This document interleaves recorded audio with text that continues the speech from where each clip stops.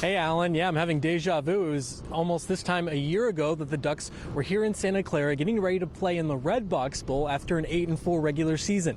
This year, Oregon has a 10-2 record. Even with the addition of a 4-team playoff, no setting can capture the spirit and heart of college football quite like the Rose Bowl on New Year's Day. On reaching the Final Four, that's been a goal for every member of the Oregon team since the first day they set foot in Eugene. And this was our first chance to speak with members of the Oregon football team since the news came down that the Ducks have parted ways with head coach Mark Helfrich. The Blazers opening their season on about the biggest stage possible in front of a national TV audience and facing LeBron James. It only made sense that Oregon's game at Arizona would go in a direction that no one saw coming. Welcome back to Hayward Field as we wrap up the 8th day of action here at the U.S. Olympic Trials. Now, as we entered the day, a lot of names and events to follow, but one name stood out above the rest. In a venue where Oregon has been high atop the mountain of college football, the Rose Bowl provided the setting for yet another low point on the Ducks season. He's a member of the Basketball Hall of Fame, and he's led the Tar Heels to 2 national championships. He's North Carolina's Roy Williams, and he's back at the Final Four for the 9th time. The Notre Dame Women's Basketball Media Guide reads a tradition of success. 9 30-win seasons, 7 trips to the Final Four. Yeah, Alan, I think I finally got the confetti off of me. The Ducks, Pac-12 champions, once again a 37-15 smackdown over Utah. Baseball, the scores ebb and flow like the banks of the McKenzie River. Oh, I like that. So poetic there.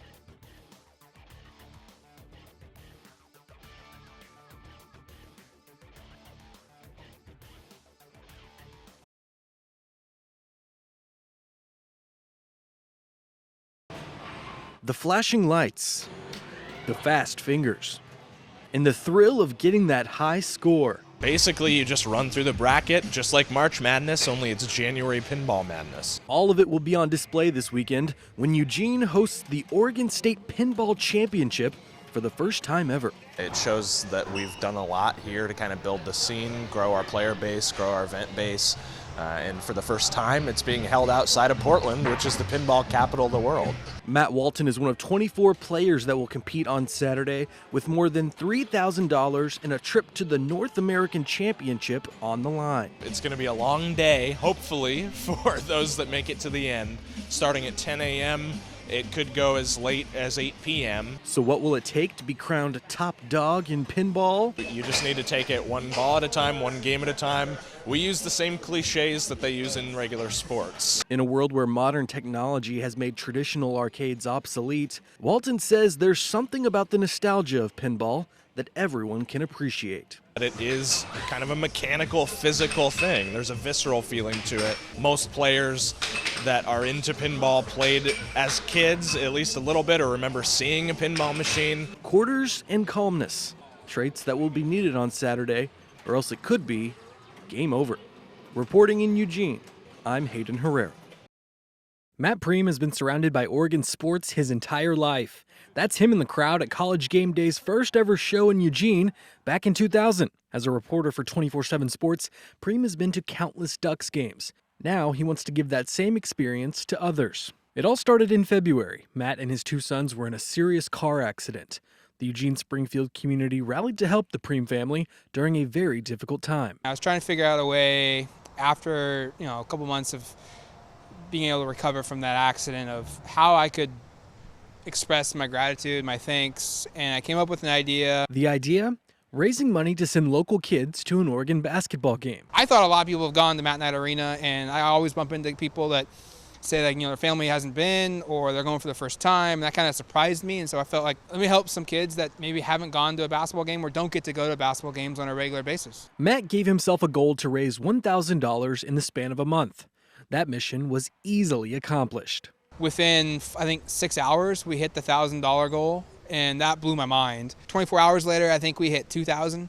That was even more impressive to me and more shocking. Matt wants to help send as many kids as he can to a game, especially after all the team did for his son Ryan, who underwent extensive rehab to recover from the car accident. To see that they took the time to welcome him and treat him like a normal kid when he wasn't at the time. Turning misfortune into a wonderful experience. Don't be surprised if the crowd is a little louder at Matthew Knight Arena on December 8th. It's going to be a pretty cool moment to see so many kids show up. I'm pretty excited to see where this goes. Reporting in Eugene, I'm Hayden Herrera.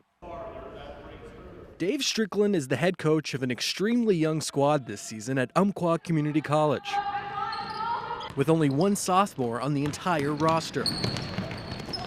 Luckily for Dave, this sophomore knows her basketball. She's Taylor Strickland, Dave's daughter. I've got pictures of her in practice when she was 3 years old, so this is her 16th year in our program. A standout player at Sutherland High, Taylor joked she would play for her dad under one condition. I told my dad that if Duke or Tennessee didn't call me, that I was coming here. And obviously as I got older, I knew that the junior college level was where I was going to be able to play, and that's what was going to be best for me.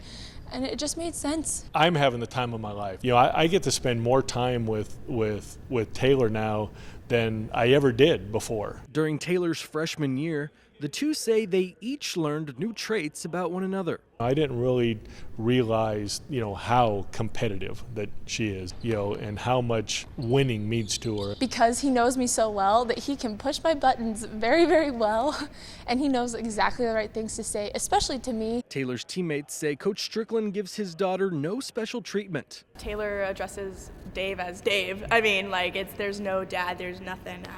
It's just like any other player. If I see her off the court sometime, she'll call me dad, but it's always Dave when it's basketball related. A father-daughter bond few families get to experience, making memories on the hardwood. It's been a dad's dream come true. Reporting in Roseburg, I'm Hayden Herrera. NBC 16 Sports Desk is brought to you by your local Ford store. 20 years ago today, more than 76 million people tuned into NBC to watch the final episode of Seinfeld. It's quite possible that Oregon State head coach Pat Casey was one of them. See, back in the late 90s, the regular season ended earlier, and that year the Beavers didn't make the postseason. They won't have to worry about missing the postseason in 2018. Beavs up to number 2 in the polls, hosting San Diego tonight.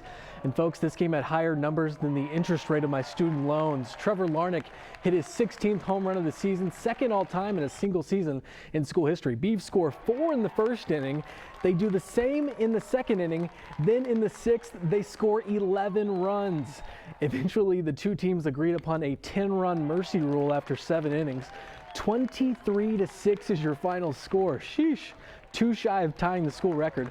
Pat Casey, how did this game get out of hand? They're tough for both teams to come out here.